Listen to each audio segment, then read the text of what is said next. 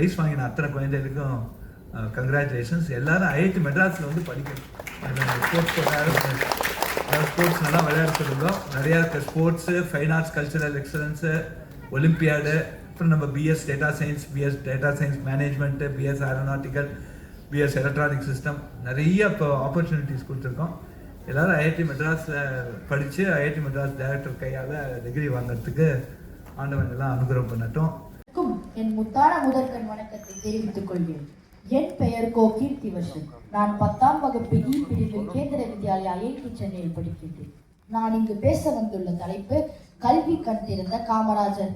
தாய்நாட்டின் பணியில் தன்னை முழுமையாக ஒப்படைத்துக் கொண்ட தியாக ஒளிவிளக்கு காமராஜர். நாடே அவரது திருக்கோவில், மக்களே அவரது தெய்வங்கள், மக்கள் தொன்றே அவரது குறிக்கோள். காங்கிரஸ் காந்தியடிகள் காட்டிய பாதையே அவரது வாழ்க்கை முறை. ராமநாதபுரத்தில், விருதுநகரில் குமாரசாமி நாடாருக்கும் சிவகாமி அம்மையாருக்கும் 1903ஆம் ஆண்டு ஜூலை திங்கள் 15ஆம் நாள் காமராஜர் பிறந்தார். இவர் பிள்ளை திருநாமம் காமாட்சி. இவர் சிறு வயதிலிருந்தே விடுதலை இயக்க கூட்டங்களுக்கு செல்வார். வைக்கம் என்ற ஊரில் சில தெருக்களில் தாழ்த்தப்பட்ட மக்களுக்கு தடை விதிக்கப்பட்டிருந்தது. அதை எதிர்த்து சத்தியாகிரகம் நடந்தது. காமராஜர் அதில் பங்கு கொண்டார். பின்னர் 1954ஆம் ஆண்டு காமராஜர் தமிழ்நாட்டின் முதலமைச்சராக பதவியேற்றுக் கொண்டார்.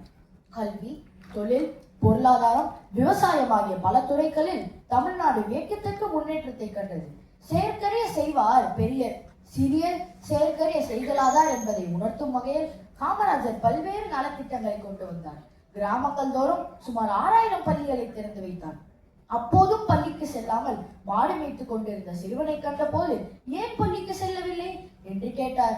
அவனோ பள்ளிக்கு சென்றால் வயிற்றுக்கு என்ன செய்வது, மாடு மேய்த்தால் தான் சாப்பாடு என்று கூறியது அவரை வருத்தத்தில் ஆழ்த்தியது. எனவே உலகத்திலே முதன் முறையாக மதிய உணவு திட்டத்தை கொண்டு வந்தார்.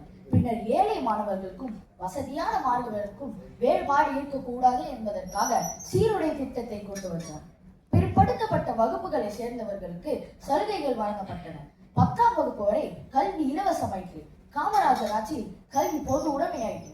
காமராஜர் ஆட்சி காலத்தில் இருந்த 9 ஆண்டுகளும் பொற்காலமாகும்.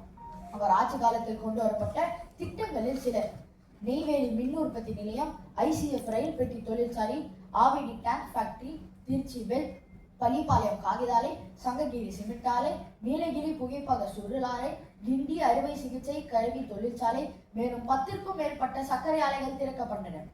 அவர் ஆட்சி காலத்தில் தொடங்கப்பட்ட தனியார் ஆலைகளில் சில: டிவிஎஸ் லூகாஸ், அசோக் லைலாண்ட், விஜய் சைக்கிள்ஸ், சைனட்ஸ், இந்தியா பிஸ்னஸ் ஆகியவைகள் ஆகும். அவர் ஆட்சி காலத்தில் திறக்கப்பட்ட அணைக்கட்டுகளில் சில: சாத்தனூர், வைகை, மணிமுத்தாறு, ஆலியாறு, கிருஷ்ணகிரி அணைக்கட்டுகள் ஆகும். காந்தி பிறந்த நாள் அன்று 2/10/1975 காமராஜர் நம்மை விட்டு பிரிந்தார். கிண்டி காந்தி மண்டபத்தில் காமராஜர் நினைவாலயம் எழுப்பப்பட்டது.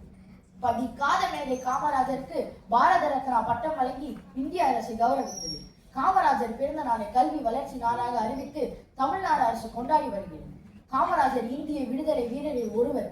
உழைப்பால் உயர்ந்தவர், ஏழைகளுக்கு எரியவர், துயர் துறைந்தவர், அரசியல் மேதையாக திகழ்ந்தவர், அரசியல் துறவியாக வாழ்ந்தவர். இவரை கருப்பு காந்தி என்று வட இந்தியர்கள் அன்போடு அழைப்பார்கள். காமராஜரின் பொன்மொழிகள்: ஒரு பெண்ணுக்கு கல்வியை புகட்டுவது ஒரு குடும்பத்திற்கு கல்வியை புகட்டுவதாகும். நேற்று, இன்று, நாளை என்று முக்காலத்தையும் உணர வேண்டும். உங்கள் குறைகளை நீங்களே அடையாளம் கண்டு கொள்ளுங்கள். அதான் வளர்ச்சியின் அடையாளம் என்று கூறுகிறது. அவரை போல் செயல்படும் நம் இயக்குனர் ஐயாவை வணங்கி